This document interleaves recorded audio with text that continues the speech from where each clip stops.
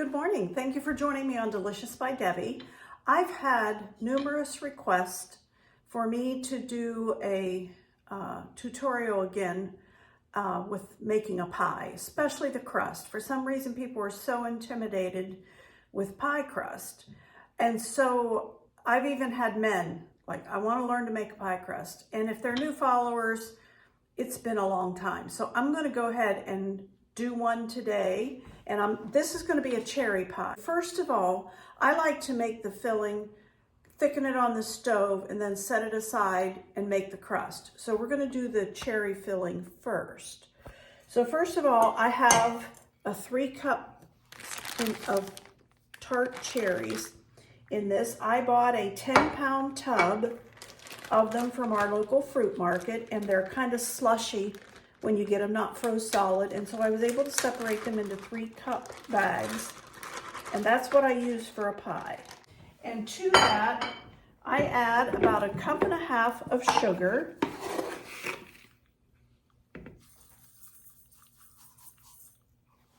I let those thaw enough that there's some juice in here. So about 1.5 cups of sugar. Didn't measure the 1/2 cup, but that's close. And I like to have 3, this is a serving tablespoon like I would use for serving vegetables or stuff at the table. And I use 3 big spoonfuls of that, heaping spoonfuls. I'm going to take this over to the stove and I'm going to let this cook, and it will thicken. And then I'll set it aside and we'll do the crust. Okay, this has come to a boil and thickened. I've been staying right with it. I don't want it to stick or burn on the bottom. Nothing worse than a taste of a burned piece of fruit. So this is runnier than like a can of canned cherry pie filling, but it's hot.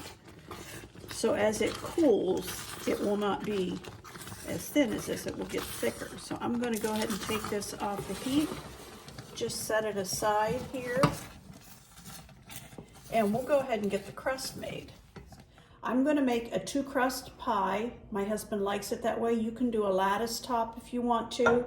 You would still need more than just the 1-crust recipe. You would still need to make the 2-crust recipe, but he likes a solid crust over it.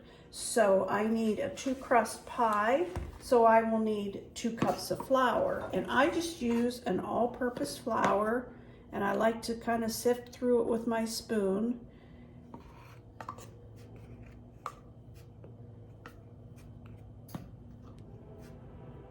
So I need 2 cups of this all-purpose flour, and I like to level it with a knife.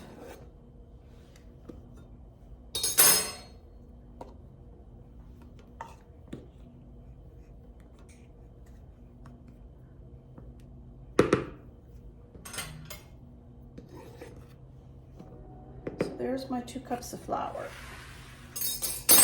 And I need a teaspoon of salt.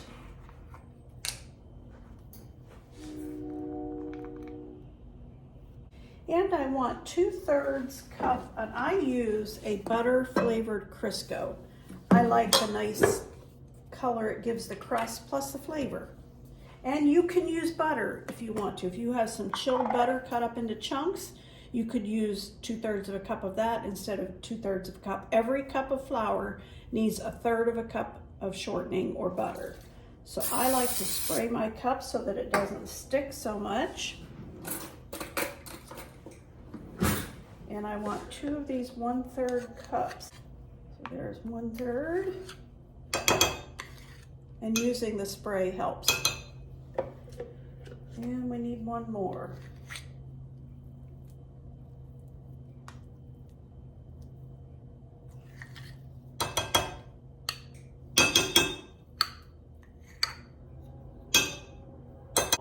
And I have a couple of these pastry blenders. Whatever kind you use, that's up to you.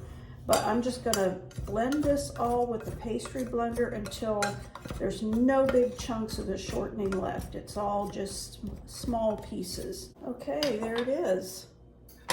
And then I want approximately 5 tablespoons of ice cold water, and I had ice in it, approximately 5 tablespoons per cup of flour.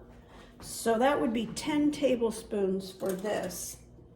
And I am just going to put a little bit in at a time and mix it up. See if we need the whole 10 tablespoons. A lot depends on the flour.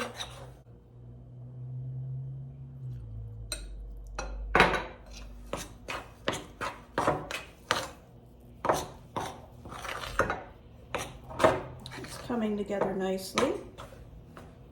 I don't want it soggy wet, but I do want all of the flour incorporated in with the shortening and salt and water.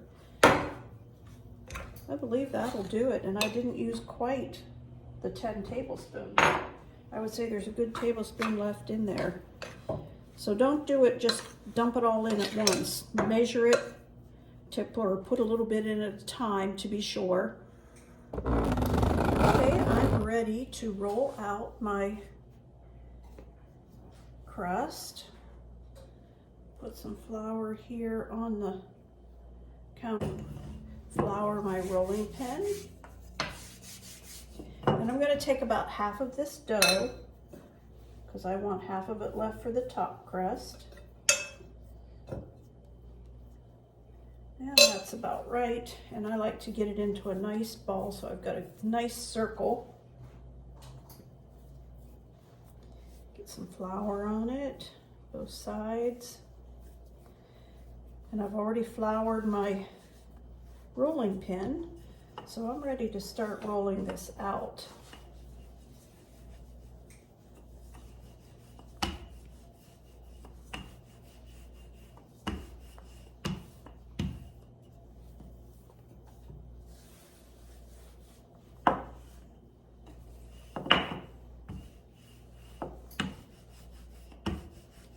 Sometimes my crust doesn't do as well, and I have to kind of piece it together. It breaks as I'm trying to get it.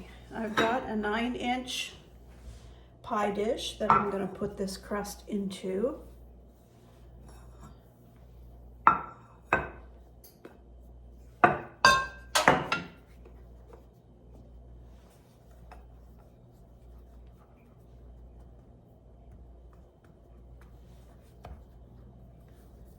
Need a little bit more over here. This is what I mean by the fact that it's very forgiving. I don't have enough on here to overlap, so I'm just pinching some onto there.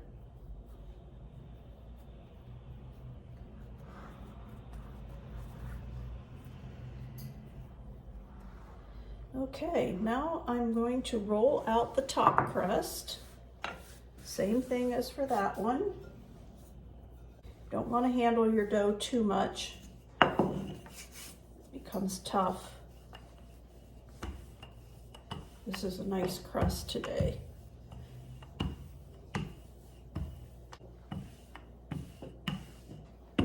Since it's been sitting there, it has thickened up some.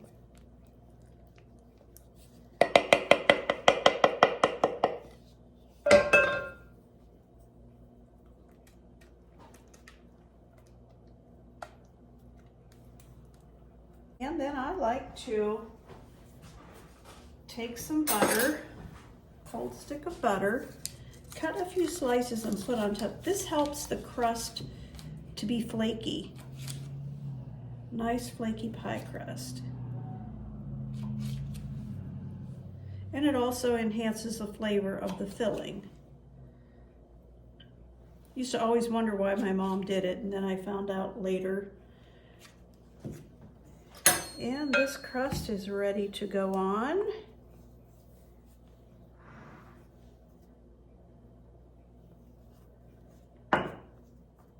I like to go around the edge and just press the two together a little bit, not hard. And then I want to go along and make sure I don't have too much hanging on the sides to turn under. I don't like great big globs, thick globs of crust. So I've got all that torn off. Now I'm going to take the edges and see how you have both pieces. I'm going to turn them under and press them down. That will kind of seal off the pie so the filling doesn't come out the sides here. And then I like to go along and press along the edge. That helps seal it off too.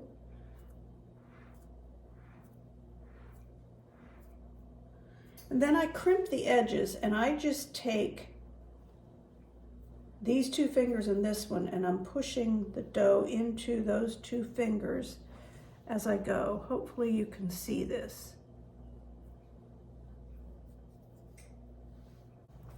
There it is.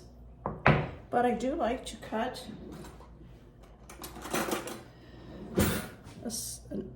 you can put the C for cherry, you can do a design, but I just go ahead and go down through that top crust, putting an X that allows steam to escape, and sometimes some of the filling will come up out of there.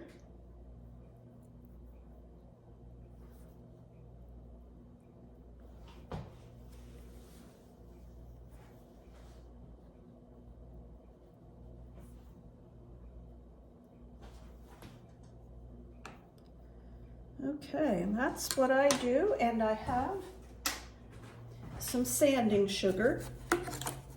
I'm sure there's another name for it, but in Amish country they call it sanding sugar. And I'm going to put that over the top.